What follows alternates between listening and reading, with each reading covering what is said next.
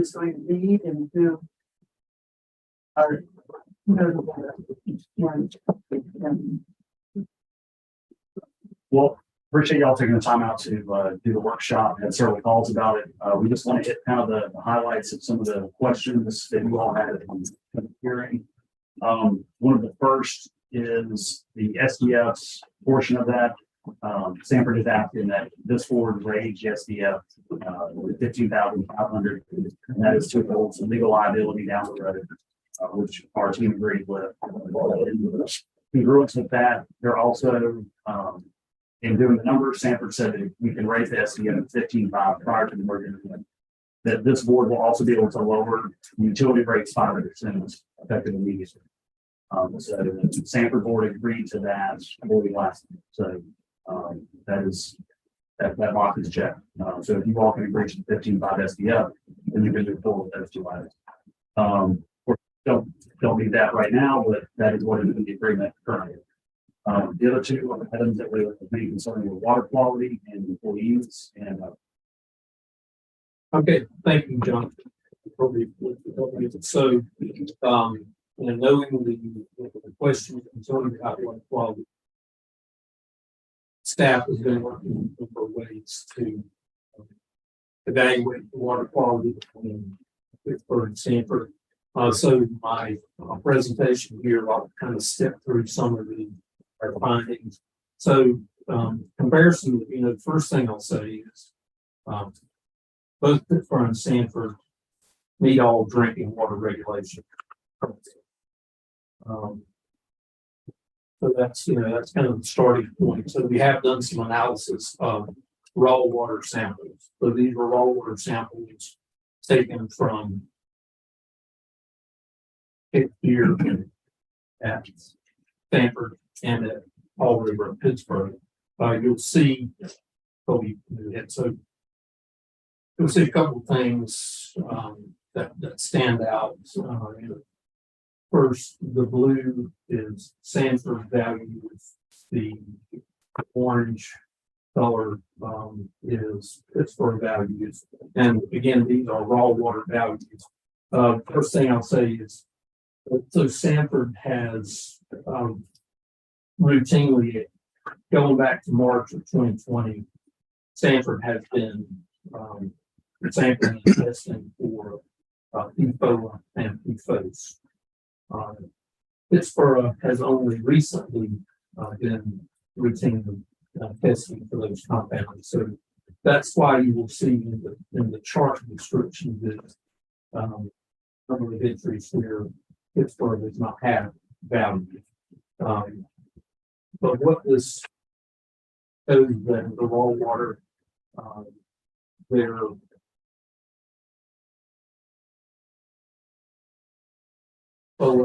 folks in the raw water samples at Fall River, and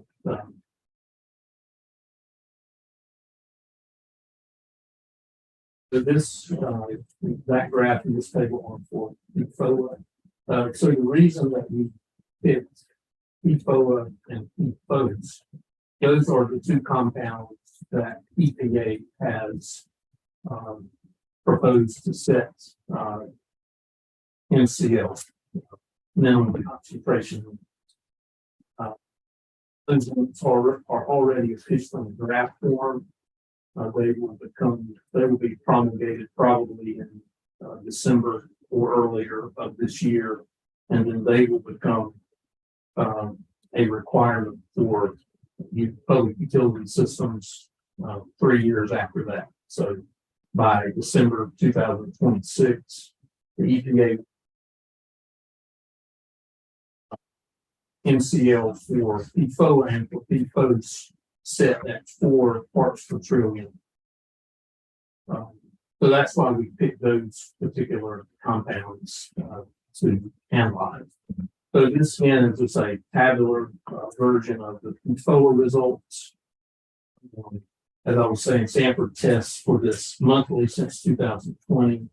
Pittsburgh is currently testing bi-monthly since we completed the GAT project about November, starting in about November of last year. You want to move.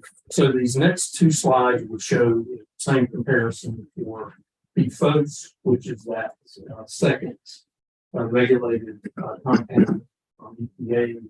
The trend is the same. The Pittsburgh sample is more of that compound, parts per trillion of the Sanford samples in the table probably same comparable.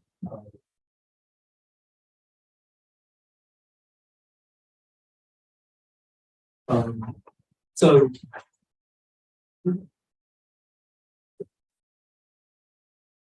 June, is that June, this is June 2023. As far as showing P plus 21, tell me about it. Question was very similar. That's wrong. Oh, so, Yeah. I'm sorry, Yeah. wrong. Not true, no. Yes. Okay, I got you. Yeah, that was, Okay. that was an important distinction I needed to make. Okay. These are raw water, Okay, at the entry point before it goes into the treatment train. Before treatment. so, thank you. Move ahead. So let's talk about, before we talk about the one for the oxygen, let's talk about on the, BOA and PFOS. Something else that has been of interest that we've talked about, a couple times is our treatment process compared to Sanford's treatment process. Oh, we can move ahead to the last slide. Sorry. So we thought that a effective way to show this is just in a kind of a flow chart type of style. So you will see that there is consistency in the advanced treatment approaches for both utilities. The difference lies in some of the timing.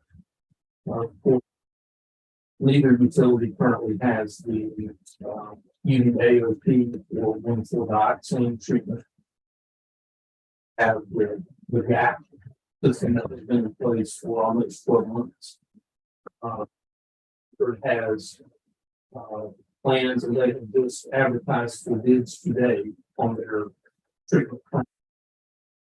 And it includes a contract for their establishing GAC or GAC for their entire expanded plant, the entire 30 MGD plant. We have further looked into some of the details of the GAC system. So, both systems are consistent, and the advanced treatment, of course, is downstream from the conventional treatment. The reason for that is so that you don't unnecessarily treat for other compounds that you can treat with conventional treatment. First thing, Spuro is using the media that we are using is called Filtrazord 400. That is the Calgon product. The Stanford project is designed based on the Filtrazord 400 media as well. And the other consistency, we have been at the outset, we were uncertain how long our life cycle might be for our mediums. We are into the 11th month. Corey thinks that we will surpass 12 months, maybe 2, 3 or more months, past 12 months before cycle out the media at our plant. Similarly, and very much parallel with that, the design basis for the GAC for Sanford's plant is 18 months or 1.5 years. So that is the design criteria that Sanford has used for their GAC treatment process.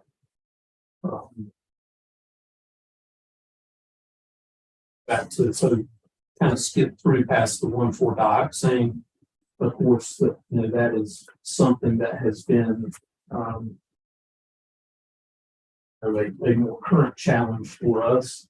You will see in these data points that, with the exception of the first half of December 22, Sanford has been non-detect for 1,4-dioxane. We believe that corresponds to the last release from upstream that our plant is managed back in that time frame, and just showing a more diluted value that we moved downstream. Are you talking about the December 22nd, Sanford? Yes, Okay. December 22. Yeah. I think that November 22 was that last release event that our plant managed. The water is coming from the Cape Fear. Is it Correct. right? It is, I mean, that is their primary, that is where their intake is. Of course, there's an influence there from the Cape Fear, Big River, Rocky River. There's three water bodies that influence there, but their intake is on Cape Fear. Okay. Downstream from Jordan Lake.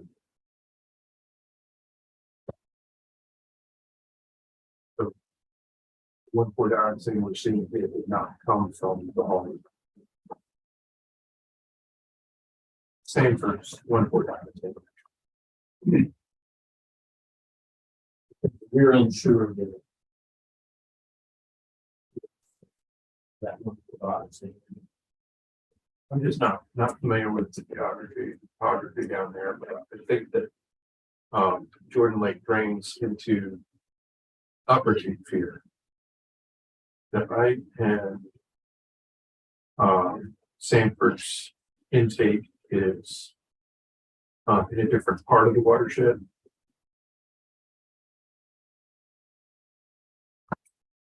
That's what I'm getting. Is there any chance that Well, I mean, we are, Pittsburgh is in the Upper Cape Fear River Basin, and correct, Sanford is in the Cape Fear River Basin. Now those converge at a point that is, I believe, south of Sanford. Yeah, so it'd be very unlikely for 1,4-dioxane coming out of the Haw River into Jordan Lake and then down into the Upper Cape Fear to go upstream. I think it's an upstream. It's okay. Is it? So Sanford's intake is downstream of Jordan Lake outfall. There's water plants. I don't know where they're.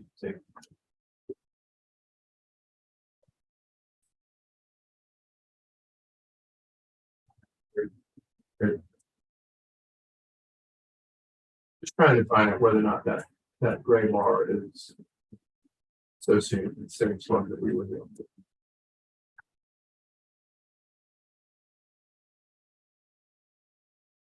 But we don't know what their testing ratio is.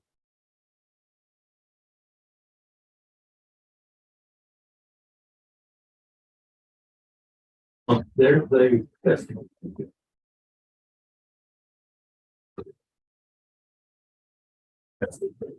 Okay. So a couple of other points on the water quality front. We're hearing a tremendous amount of information weekly, almost daily, about PFAS. So, at the same time as we've made, some comparisons, because of the kind of business matter, PFAS is certainly a broad issue that is a challenge for, water utilities, statewide. I think, you know, at this point, we are, uh, ahead in the pre-treatment practice. However, with these EPA, drinking water regulations coming on board, there's not going to be an opportunity for anyone to not comply. So I think we can also take a measure of assurance. You know.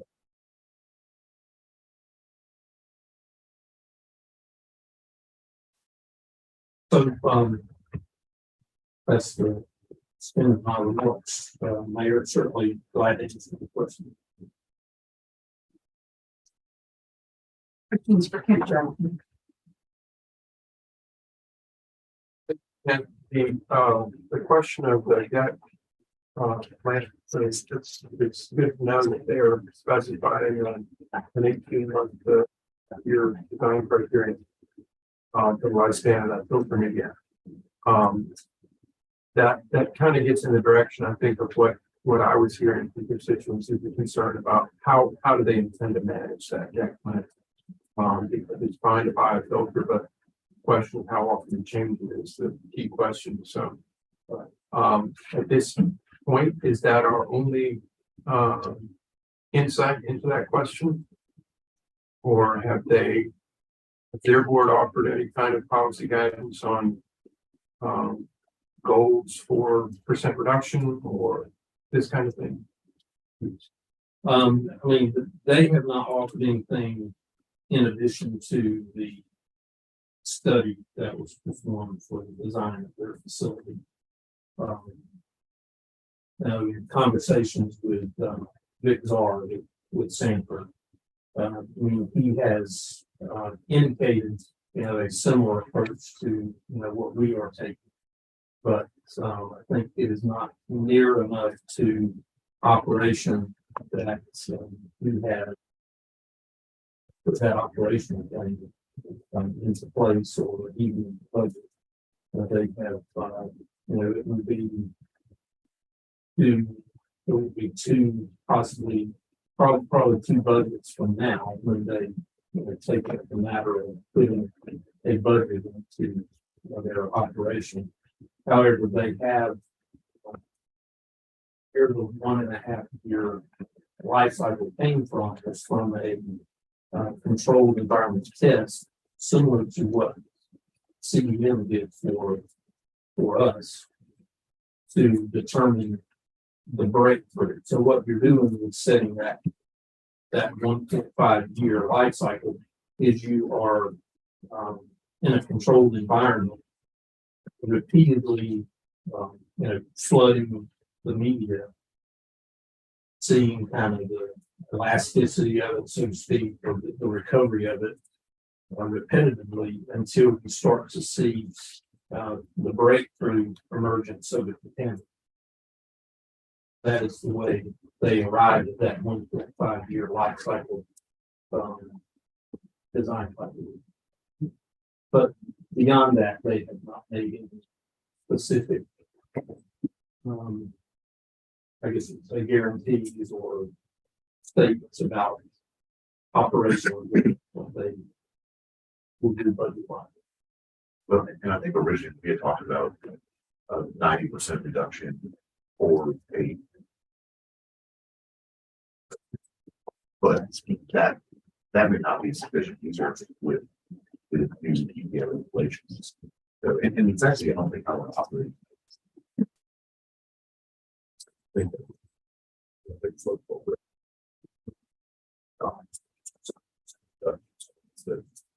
Better way of operating than what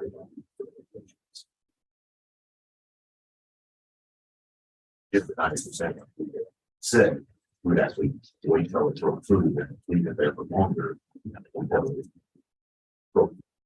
So, Yeah, I think you're right. I mean, I think it's largely just we have been learning how to articulate this new treatment process. I think the real thing is, you know, when in the controlled test, when do you reach 50% breakthrough, when do you reach 75% breakthrough, 90%? and Corey was explaining was, there's, right now, on our first tank, we're seeing breakthrough at the, they test at 3 levels.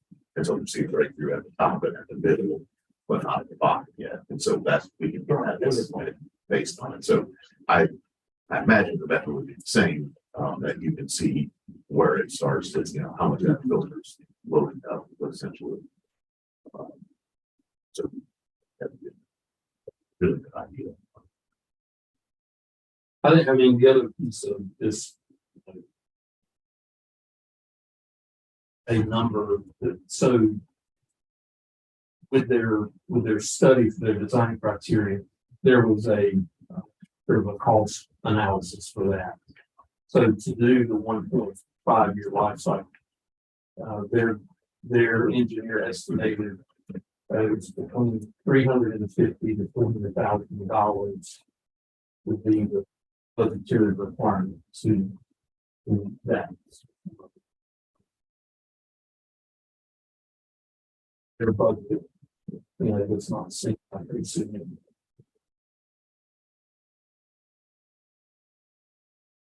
Study that they did on the social media, did they do that as we did on site with the actual water flow, or did they synthesize the water flow? No, they did it in a very similar fashion. That's yeah.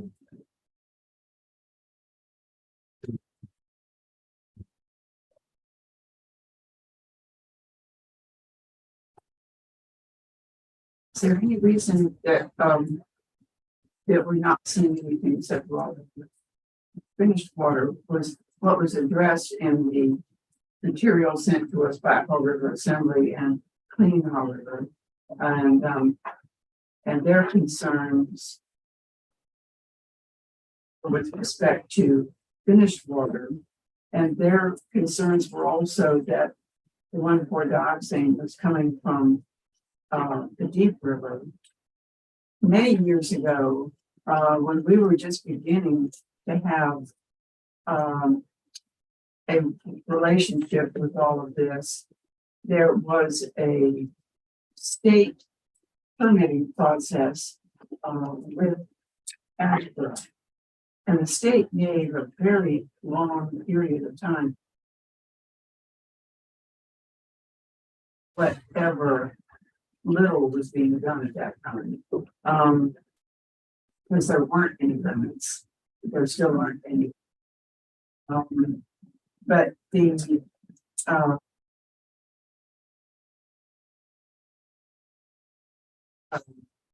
develop criteria and develop methodologies for treating or Deep River, which is associated with the number of industries either in their manufacturing process or Yeah, I mean, I think your original question about, why is there no finished water data? There's no specific reason. I think we thought that since, we know that Sanford does not have the advanced treatment for PFOS, that it would, they serve to accentuate the advantages of our advanced treatment, but there will not be a parallel comparison since they are not doing advanced treatment and comparing. So it felt like the parallel comparison is on the wrong one. And so then when you couple that with the quickly upcoming EPA requirements, Sanford is going to be required to at least meet those minimum concentration levels. And with the knowledge of what they are including in their construction contract, their plant expansion, those are some of the considerations for thinking about finished water. But yes, basically we didn't see how to draw a comparison on the I think the important thing from the timeline what office is that? It's for. And for the treatment for the bank. So whatever Sanford has.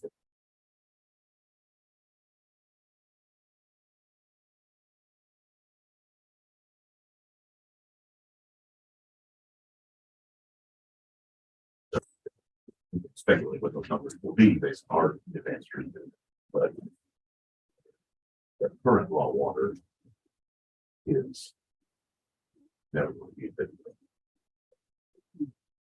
So, you know, one other thing that's coming to mind is, you know, beyond the water, this analysis of water quality, and we've also recognized that scenario for the mixing. Okay, so at a point, the water from the two systems, you know, we're going to mix. So it's not going to be immediately, it's going to be, you know, a number of years out. And so we want to do you know, sufficient work. You know, able to anticipate what type of adjustments processes need to be and between the two systems so that we balance, you know, corrosive effects and those type of things. So have spoken with Sanford utility staff about concern that part of this is further down the road, but you know, we wanted to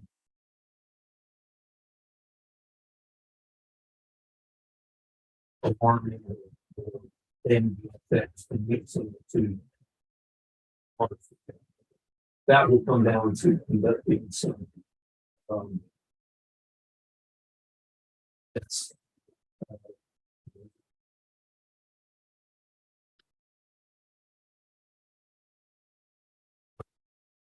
able to adjust the chemicals to avoid dead water or chemical. Ask you about that, if you could clarify a little bit more. Essentially saying that the customers which are currently on Pittsburgh and getting water from our current water treatment plant would stay on that, would continue to get water from that plant? They will until I think it's 2027, the second quarter of 2027, when Sanford's plant was projected to be finished. There would not be any sooner than that Sanford water would be transmitted to Pittsburgh. So the mixing consideration, I mean, there's a number of ways we can address that. We can certainly address it through sampling and testing and mixing the water in a controlled environment. We can also control it through how the system is designed through pressure zones. And that's the thing the water comes in Pittsburgh, because the Pittsburgh will look different, right? By the time you get there, there will be development in areas, but now there's no development and so forth. So it could be managed through pressure zones. It can also be managed in a you know, through chemistry. Ways there's multiple ways to address it. We just have to. So I think we've made the important step of recognizing that as a potential issue, and we have plenty of time to.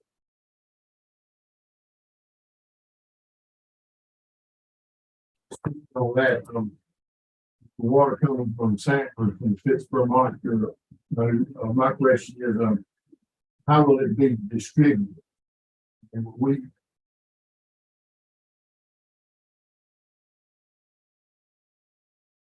I think we're just going to distribute coming up from Sanford.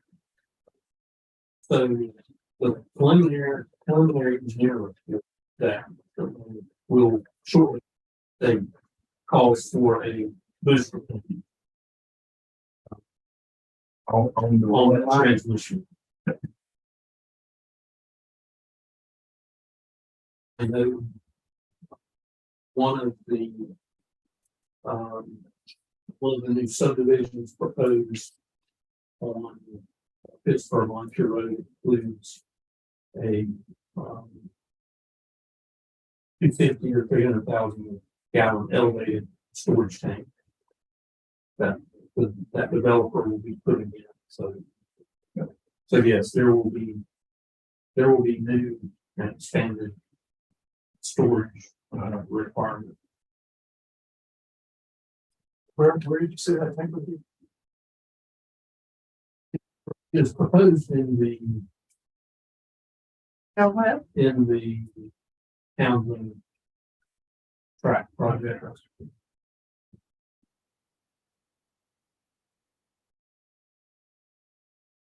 Still have one more question about the current water plant. It may be something that. Yeah, but is it not a possibility to just not mix with that sampled water with the Pittsburgh water, since we already have the GAT system in place? Can those customers just continue to just have that water?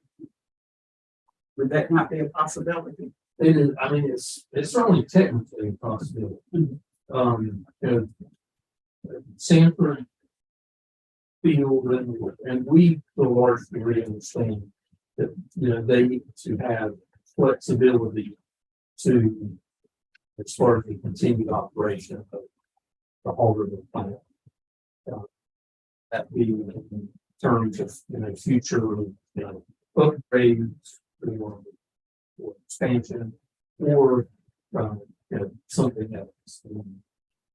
So that has been an important consideration for them, is having that flexibility. And so the way that is currently addressed in the merger agreements, you know, there are options described in the merger agreements as far as it relates to rate parity. There's a rate parity scenario if all the water is coming from Sanford, and then there's a different rate parity scenario if it's coming, say, I guess to some degree it's a value proposition. I mean, it's, you know, certainly the cost is going to be greater if both plants are serving Pittsburgh, and less cost if and I think another aspect, the one point is that the one from Sanford will be GAT one. Also, but, and then I think there's also an advantage for resilience. If something happened to the Harvard intake, or if something happened to our system, our water, then the town. Thankfully, you know, they must. I think there's an advantage of having multiple sources of water.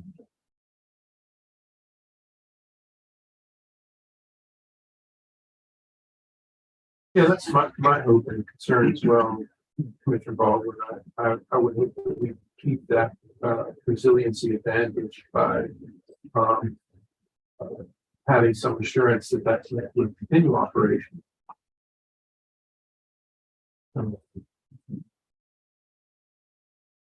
More questions.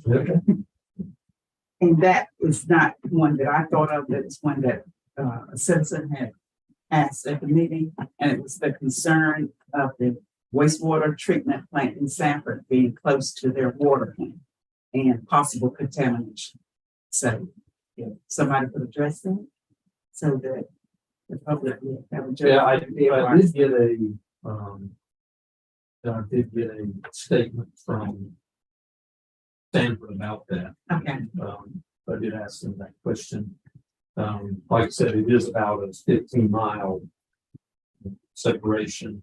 I mean, they are, and their response is that they are current on both their NPS permit for their wastewater discharge and their operation permit for their water plant.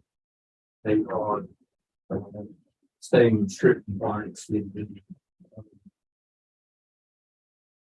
state's requirements for both of those. I think two differences also with that. They just started off the Deep River and then Hockey River, something through and also. Georgia.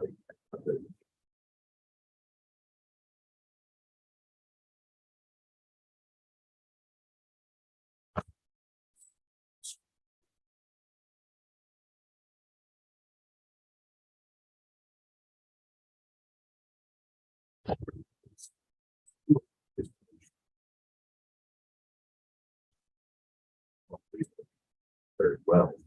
No, it's about that. It's not the same thing. So I think we're in a similar situation with less mixing. And it's someone else operating that plant. So the same operating plant or mixing coming into the water plant. I think it's a better situation.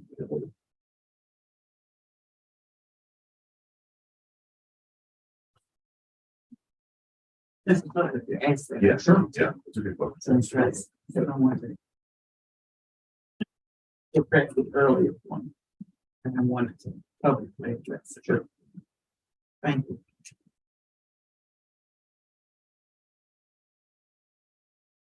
On the water quality, you moved to the employee side of it.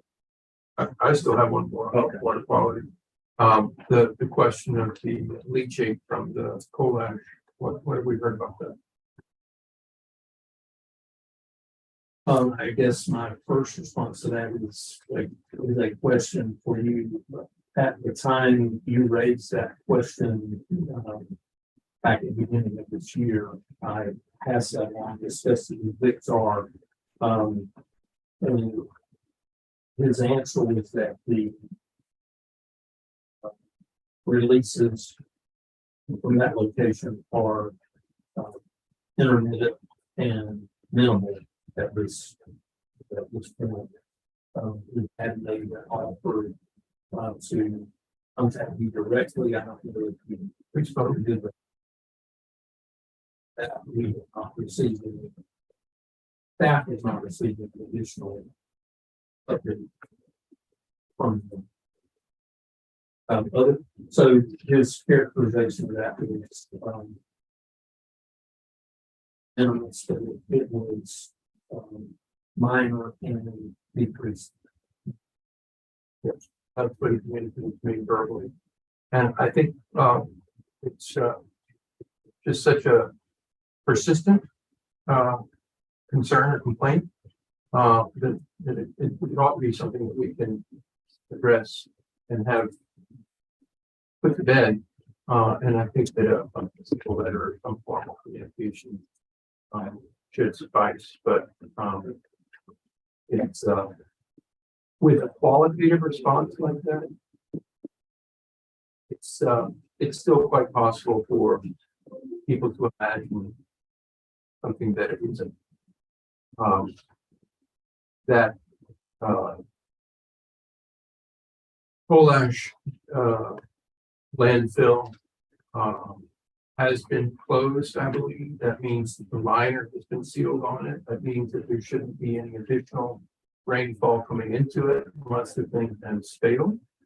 And I think all of that would be appropriate, to put in documentation and made public. And I would be very grateful for it because that is fewer of those questions that I have to deal with. Seems a simple matter. Me. We will certainly follow up and obtain.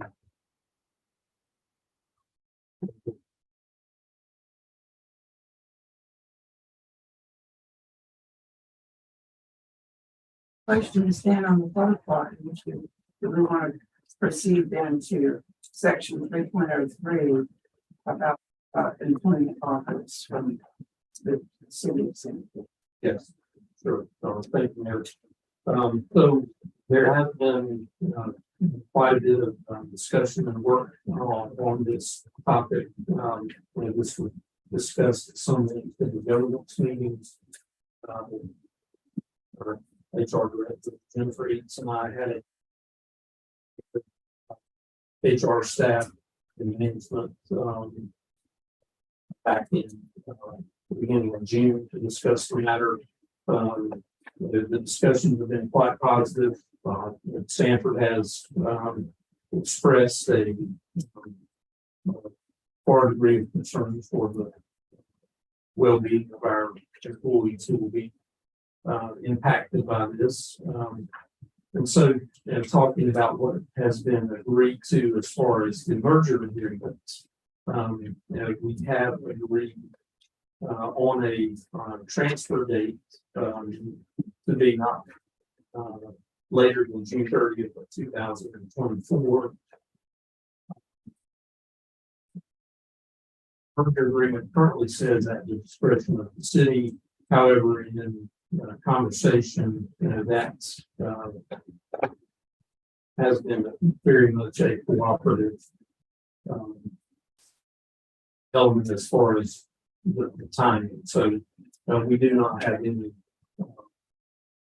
hesitancy that that date is going to vary greatly from June 30th of 2024. However, there is a range of dates in the agreements out for unforeseen, not contemplated circumstances. So who is eligible for an offer of employment is a full-time Town of Pittsburgh employee serving in a role that would be affected by the conveyance of the utility system to pay in whole or in part from the town's utility enterprise. Those are the employees who are considered to be affected. Now, so the reasoning for saying that they're paid in whole or in part from the utility enterprise fund is really to allow the town some flexibility in budget wise between our general fund and our utility fund. We have agreed to provide a list of city employees who will be affected, to provide that to the city prior to the transfer date. But we have had some preliminary discussion with Sanford on the classification, those type of things, but no specific employee discussions up to this point. So the employment offer will be made to the affected employees if Pittsburgh in writing. We have been specific about having a written offer of employment. Sanford has agreed to provide a written offer of employment. We are working still to get, I think we have verbal acknowledgement. We're still discussing the timing of the offers in relation to the transfer date, hoping to get as much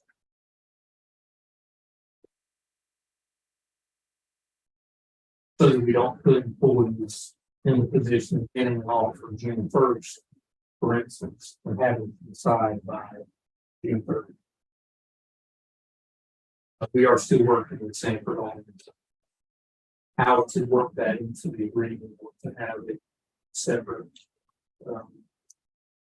MOU or social work related to the timing of offers of employment. If the employee accepts the offer, then they will be a City of Sanford employee effective immediately upon the transfer date.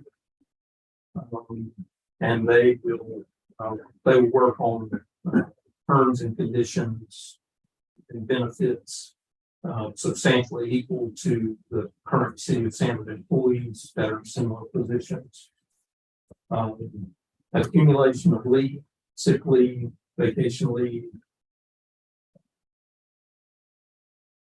calculated based on the length of service with the town, and it will be credited as the equivalent length of service with the City of Sanford, and transferred accordingly. Any transfer town of Pittsburgh employees will have the right to participate in all City of Sanford employee benefit programs on equal terms with City of Sanford current employees. Previously approved sick leave, vacation leave will be retained. And some other, this kind of operational level discussion we've had with Sanford. They are undertaking a pay classification study in the fall of this year. They have agreed to include our effective employees in that pay classification study, which we thought was advantageous. They've also indicated their intention to include any affected employees in their open enrollment process next May that occurs. And so those are the developments on the employee side of the merger agreement. Happy to answer any questions. All right, questions for Kent Jackson? Are there any changes to that language since last year? Yes, there's a few changes since the draft we received last night. We got the latest, out of the press, but Sanford was, And specifically with regard to the employment section? Yes, that's, but it's what? yeah, it's what he was just reading. Good. That's right. We just want to give you something, but there was still a line that we were working on today, and we'll still have stuff to work on to find. So we can get you the next updated one. Probably this gonna.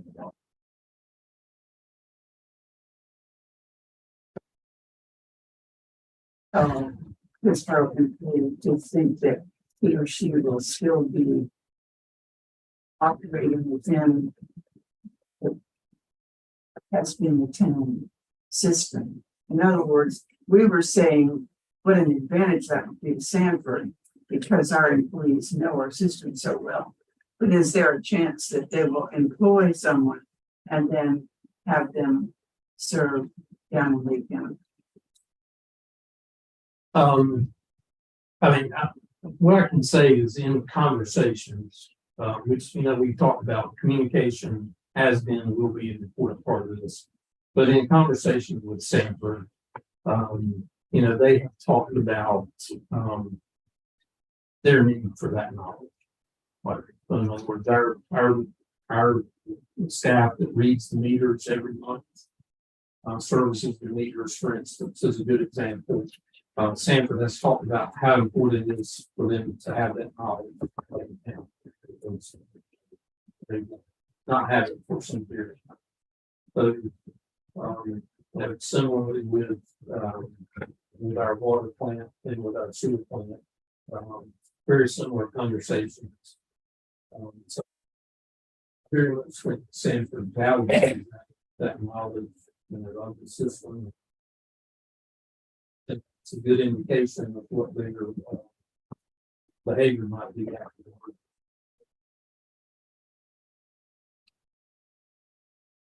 In the town of Pittsburgh would be facing us to move down with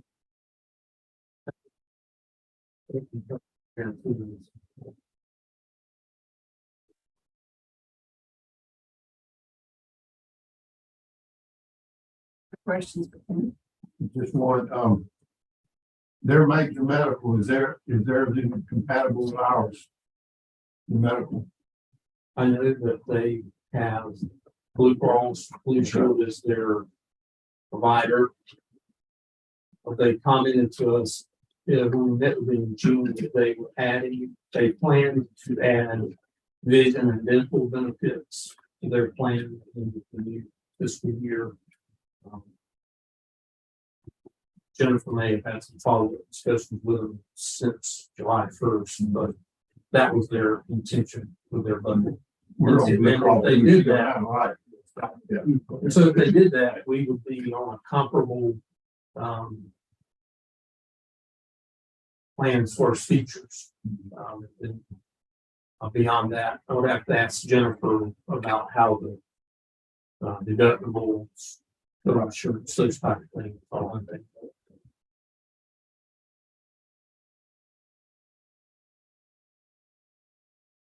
Further questions on that section?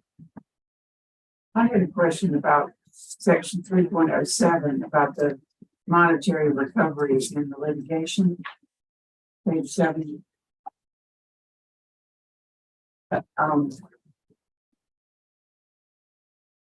So can someone speak to the idea that recovery that can reasonably be attributed to cost would be credited to the city's debt service, and those portion that can reasonably be attributed to cost of future operations purchase system that receive the credit or any monetary.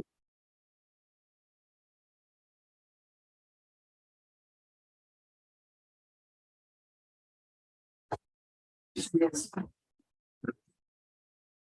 Who determines reasonably what, I mean, it seems to me that it's all, it would certainly be all past recovery, because this is PFAS and it's all the gas system. And so the cost of that now seems to be that it should be recoverable in that litigation, and it should all be passed. No, ma'am, not really. It certainly is the past, but there is the future. Reason for this. From the operation and maintenance of these gas systems. Forever. So that's part of the discussion with the settlement of the video. It's not at the time it's passed.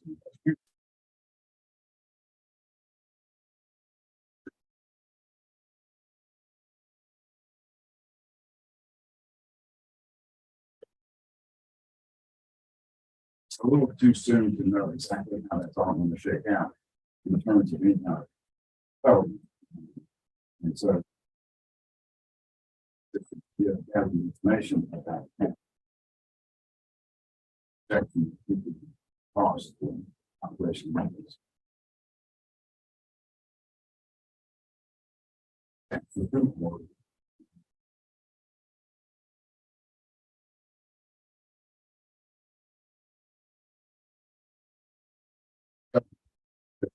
Future operations after the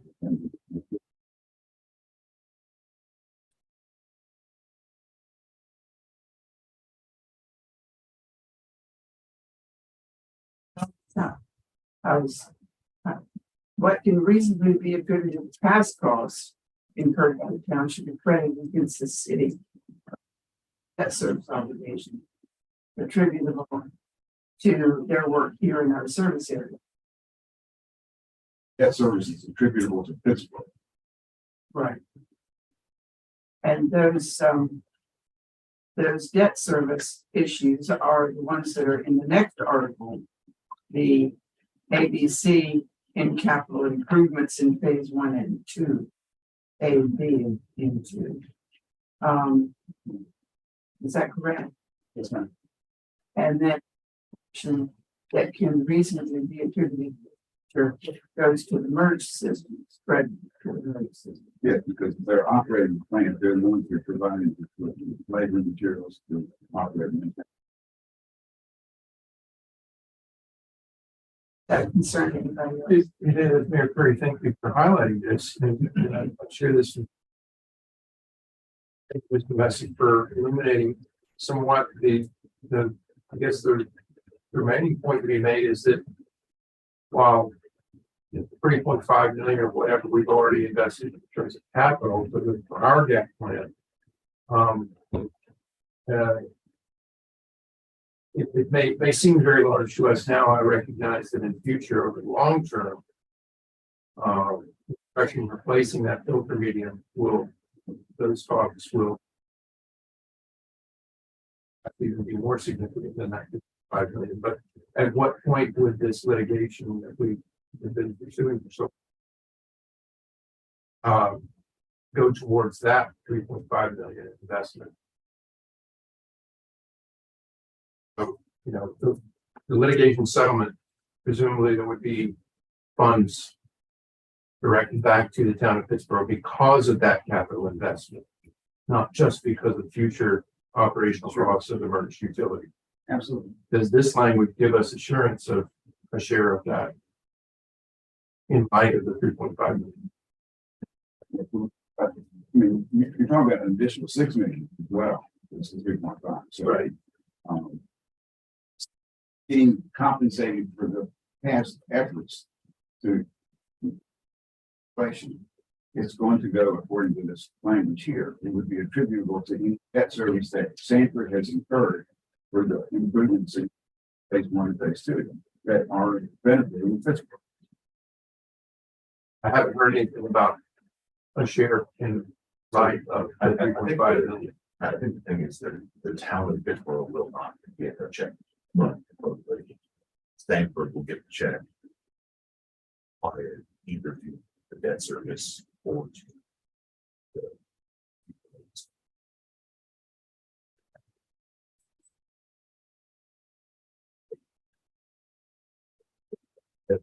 the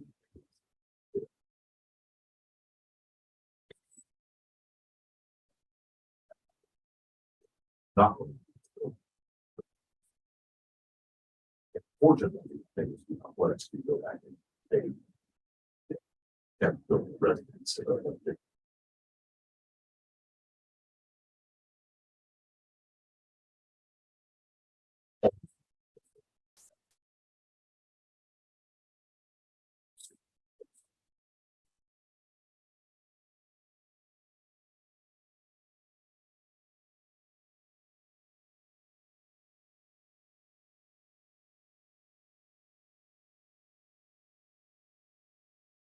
I have another concern, and that deals with the capital improvements in phase 1, which is right below the litigation section. Because, and having known that oftentimes government moves very slowly, I would like to note that the water transmission line coming from Triangle Point Pittsburgh is one of the conditions in phase 1 capital improvements. And without that, our sewer can never exceed the 2 million gallons per day that will be given us by enforcement.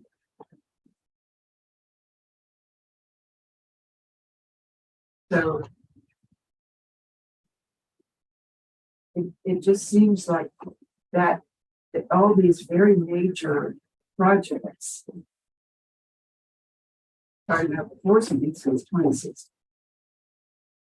All of these are having to be completed. If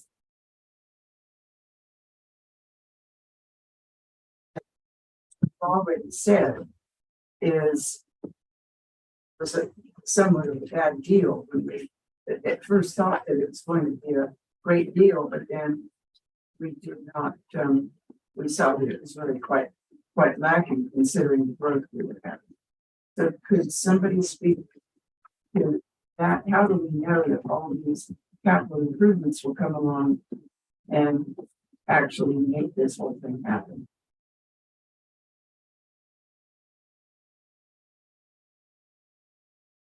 So I guess to at least partly answer that question there was process reason developed a schedule for these 5 major capital projects that was vetted and agreed upon by the 2 organizations. I mean, that may be the most assurance that we have, but that is what we do have. And it is defined by dates For instance, the force main, the dates, the force main construction. Starting later in 2023 and ending in 2024.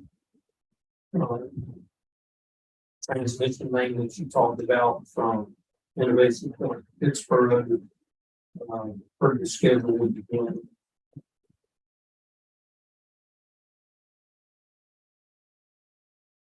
April of 2025, and we completed in October of 2026. So, and those are the schedules that have been vetted and discussed between the parties. All of these are going to be dependent on. So the capital is not here yet, but everybody is going to be working through the thing. That's section 4.03, which is that Sanford has the obligation to take all necessary steps to get them. We don't have a role. It's not consistent. No, What is the date on the Sanford water treatment plant upgrade?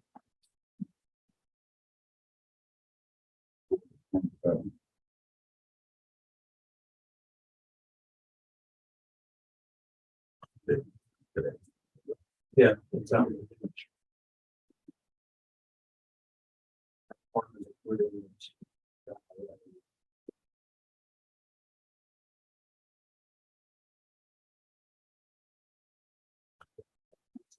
They, their water through the highway.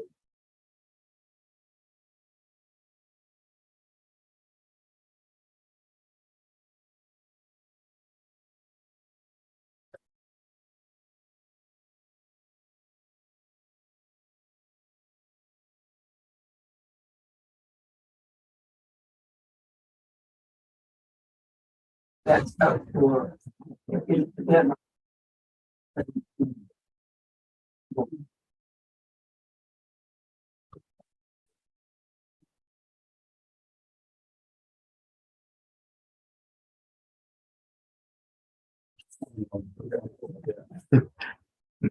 But if you have one, you don't need the other. Right. So, yeah. Got it.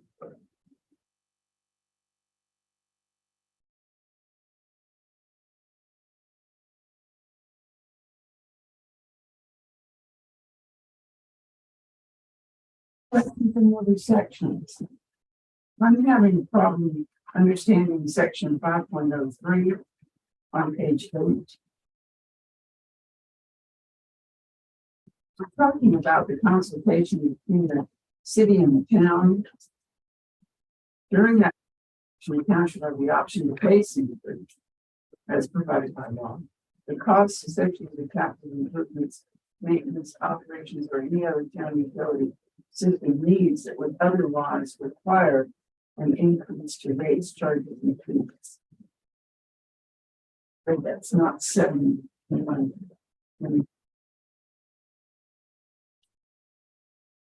There, if there's something that needs to be done, whether it's capital. But that call's going to wait there, so you all as a board can choose to. That's the one. That was kind of the baseline. Typically, a lot of these costs are very large. You're not going to.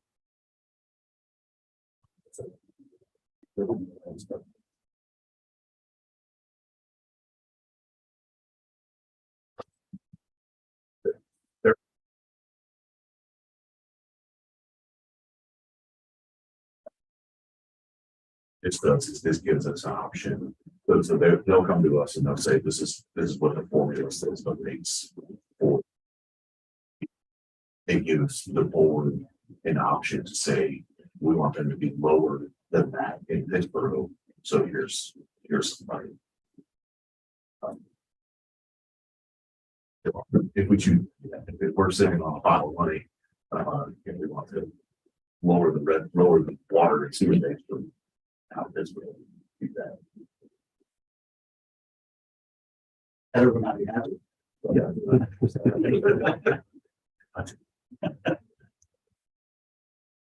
As will I.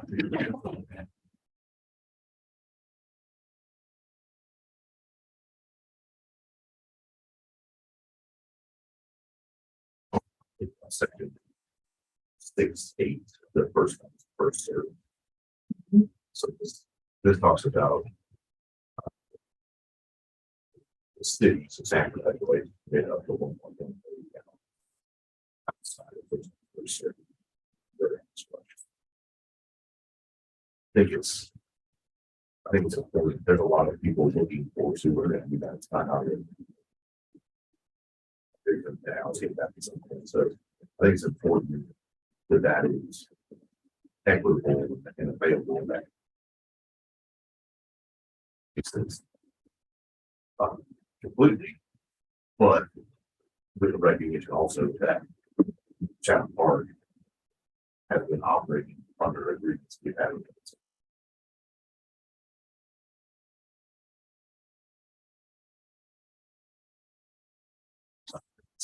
Now, so I guess I would say I think it's important for all but with a recognition that projects in Chatham Park are probably best suited to be first come, first serve, but have it be just equitable overall, whoever is available to do that.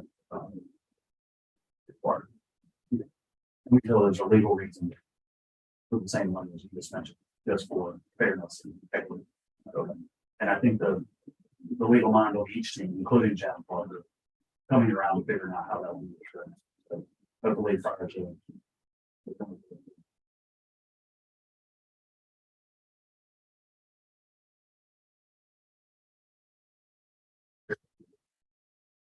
In addition to the first come, first served situation. So section 6.08, first come, first served, that would be the 1.1 that is reserved, that was given away. And so all 2 million minus what our current flow is would be first come, first served. So that was from that was first.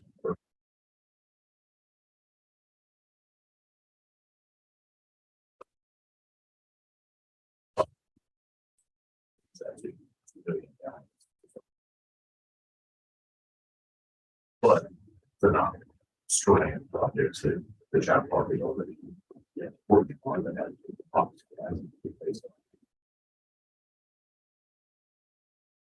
They go for that.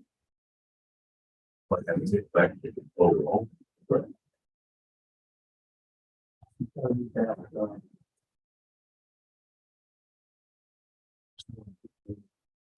Sanford's lawyers and Chatham Park's about the very thing. And they're working on a letter of intent between Sanford will have to satisfy the commitments that CPI had already made. And they made those commitments with the expectation that they were going to have the guarantee. Sanford told me that he did not think they would have a final agreement, but they would have a letter of intent that would work. And we would amend the section to reflect that, as the manager just mentioned. Possibly going to fit Pittsburgh with, by virtue of either that letter of intent for the 2 billion less the current formula. Is it possible then that we actually have less than what little we have when we were operating like the 27.5. 1.75? There's actually represent forward, so it was be 900,000 pounds versus 700,000.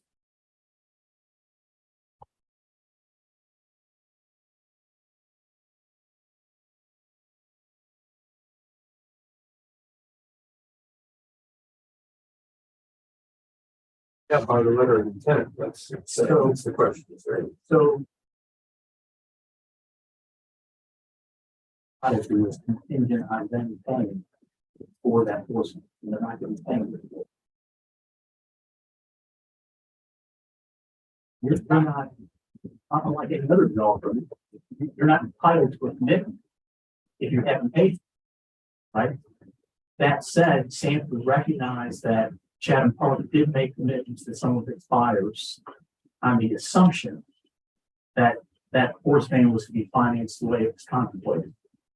And Sanford is working with CPI to give them a level of comfort that they're not going to have any problem getting service to CPI buyers who bought with the expectation that they were getting that capacity. What Sanford is unwilling to do is have a set aside for CPI, and that set aside not being used when there's other potential users who want access. Dick's goal is to fill that pipe as quickly as possible, so then we can move on to the expansion. And time the planning and the construction of the expansion such that the expansion is in place before that pipe gets completely full. So it's a seamless upgrade for 5 million gallons per day. And we never hit a hard stop there too. If they manage it the right way, that works for everybody.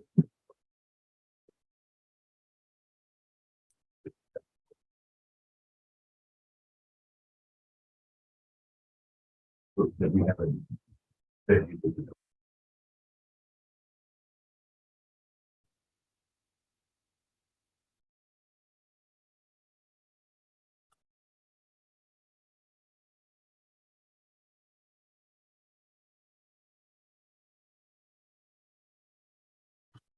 But essentially, with the language change, we have 1.3 million that will be available for developers to come and ask for.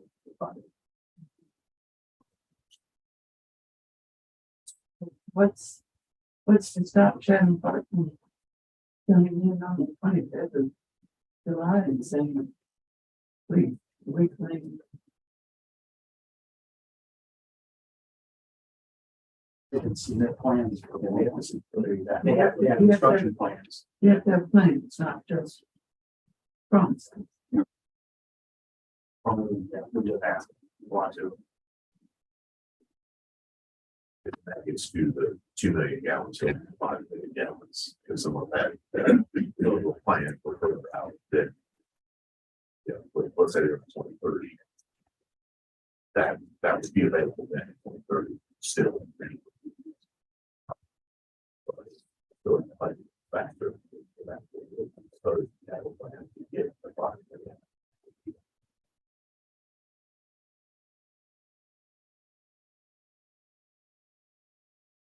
Well, first come, first serve, where does this Habitat for Humanity project come in?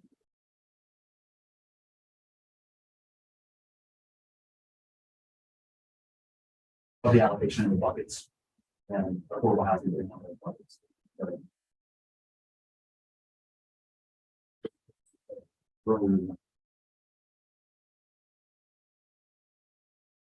I understood we've been having conversations. I guess I'm just wondering if they are near position of being able to submit construction drawings.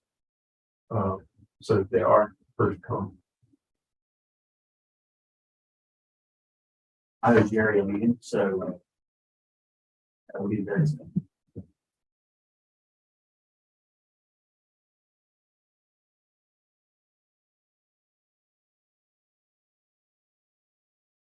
That's the main section that we wanted to cover. Further questions that we had written down from the public hearing.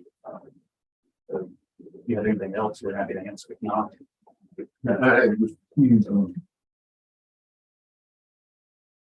One of my concern is the assets. I read over this. And I apologize, I did not have the version 8, but I'm concerned is if the transferring properties, real properties and all the Sanford, and we don't have a shovel in the ground, we don't have no pipe in the ground, and we're transferring our assets completely over to Sanford, when I feel like maybe we should, if legally, to transfer our assets in a yearly time.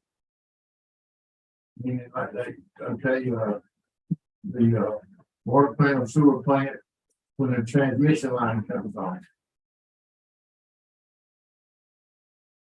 I want to hold Sanford responsible and do their due diligence to make sure that we are covered and not just hand over our properties.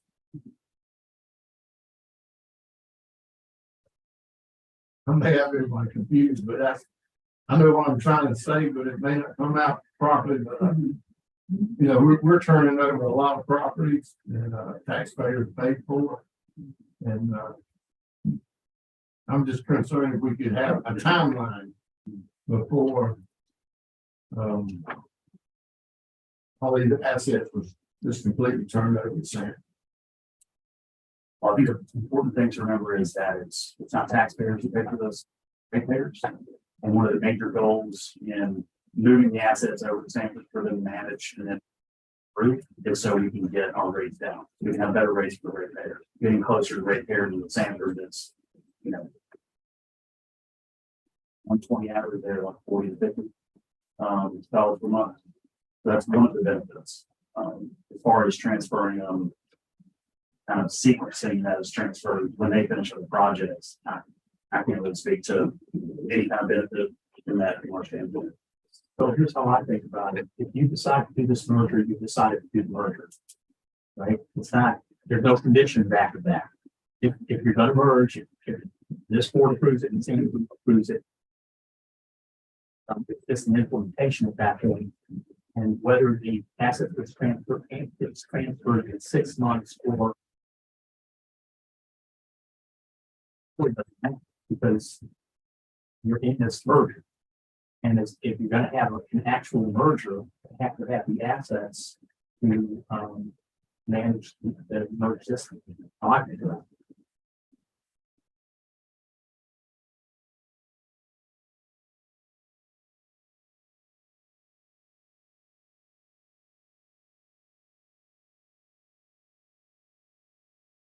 The other thing we built in this latest draft is a protection of the general fund. Once the merger happens, that we require them to incur costs that may have been unexpected to them. Taxpayers. It cabins off the utility system, which of course is funded by still your citizens, but as ratepayers, not as taxpayers. So we built in a protection of the fiscal general fund.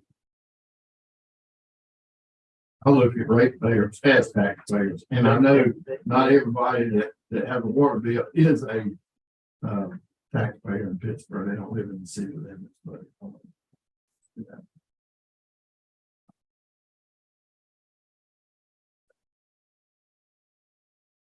Just don't know if holding the water plant back in our ownership is encouraged. But are we not keeping it till 2027? We'll continue running it. Continue running the invest. They will be fine. There'll be a same for that. Got that, I got that. I'm just, it's kind of hard to, Like that. yeah, No, I get yeah. that's I think the biggest hurdle with the merger. This has been your that's your system for decades. And what they was using. Right. And I know that things are getting very expensive. Bottom line is like that. We just. We need to.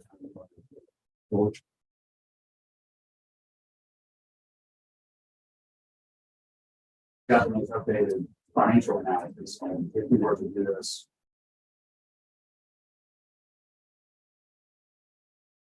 5 years of getting.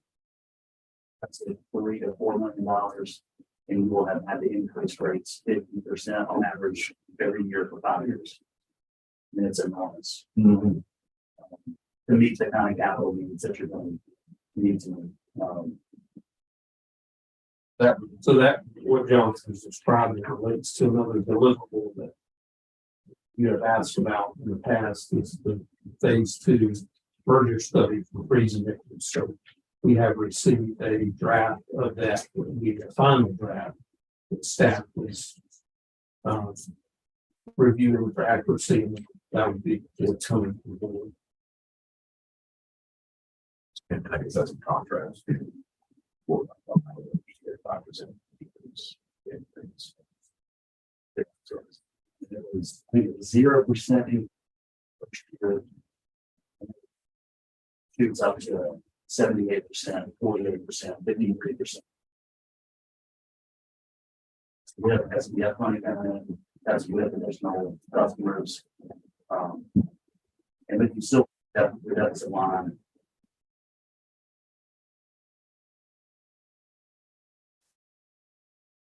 Yeah, I read that.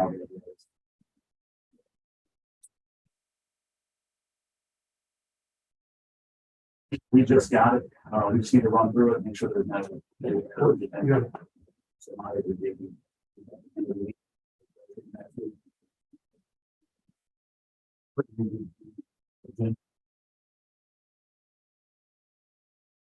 We sort of have a public presentation on that. If you're one. Yeah.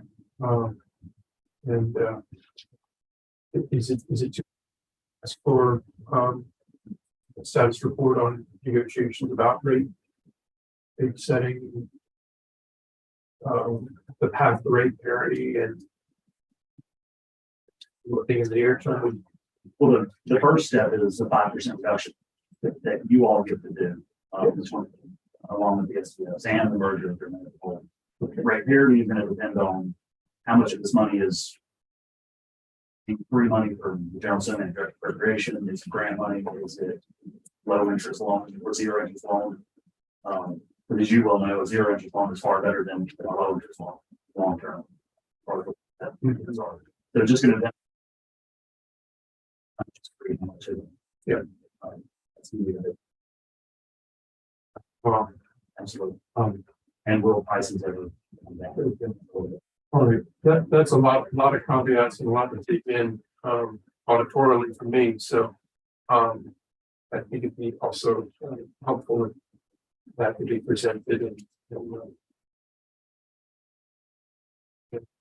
kind of get a pride in place that how much work you have been putting on the rate question.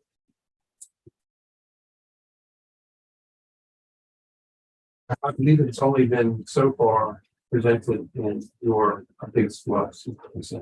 Okay. Good news, I think we need to elevate. Yeah, it's gonna be a little difficult for things. Like that. That's Probably, probably. yeah. You can restate what I just said with a little more detail. If we put the budget, we'll have the budget to decrease rates. Right, and those will be effective through the rest of the fiscal year.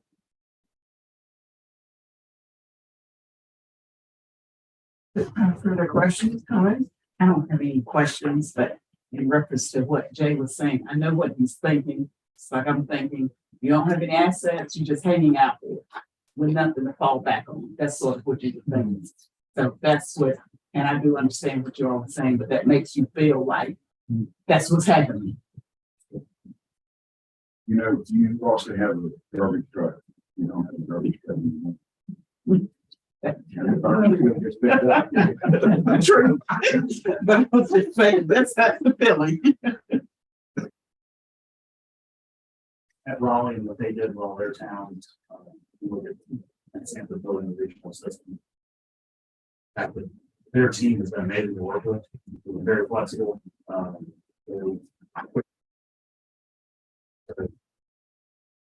If you're gonna ask for someone to take over your system, you're welcome to the best.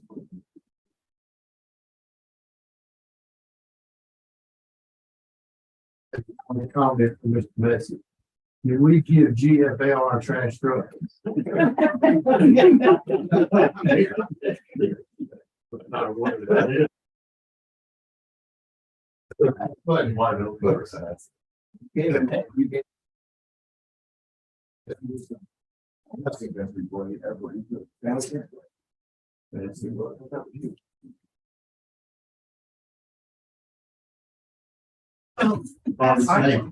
I do have one more question. I'd like to circle back to the pollution, water quality issues.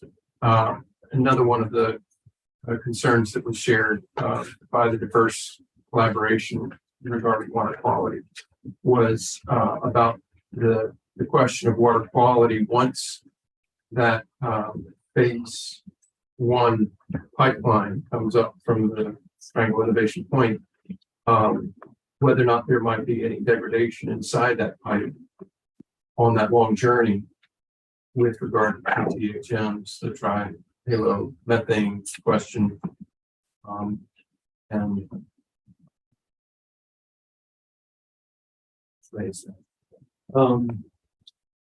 They, certainly that is something that can, partially be addressed through the assessment of first response.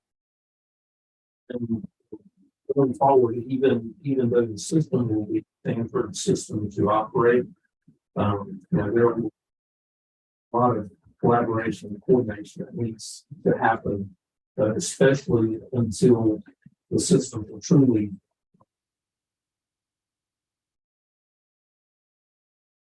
improve chemistry that can be direct. Heard that the DNC system helps.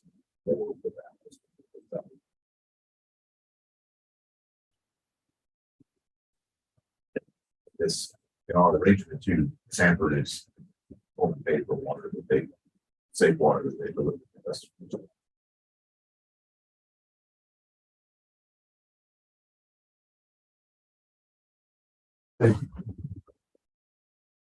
I'll leave one more shot at this.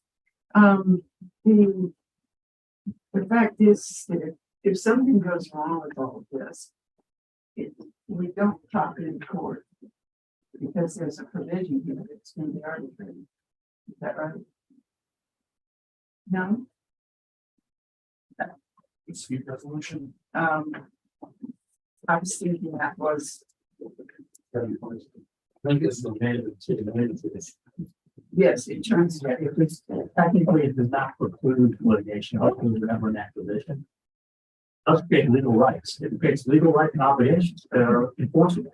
okay, What that calls for is, try to work it out, right? In good faith, we try to resolve any disputes or disagreements that was implemented.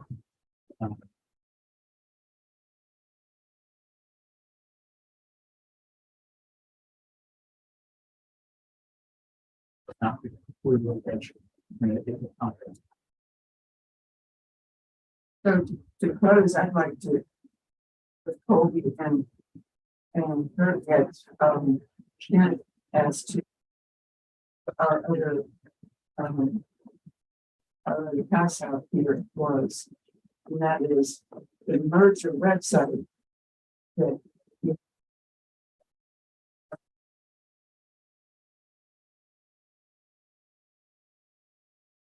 Many days in the war and that together. It just for the public, there's an option on there to submit questions that they're updating. I think these things that As far as like protection of the first supply, the force main break that Sanford had earlier this week, that would not have affected Pittsburgh. The line that ran around, they actually addressed it in their presentation, their board workshop on Tuesday. That the other customers that they'll have from the new water plants, they wouldn't have affected the customer. So they've got safe harbor. that's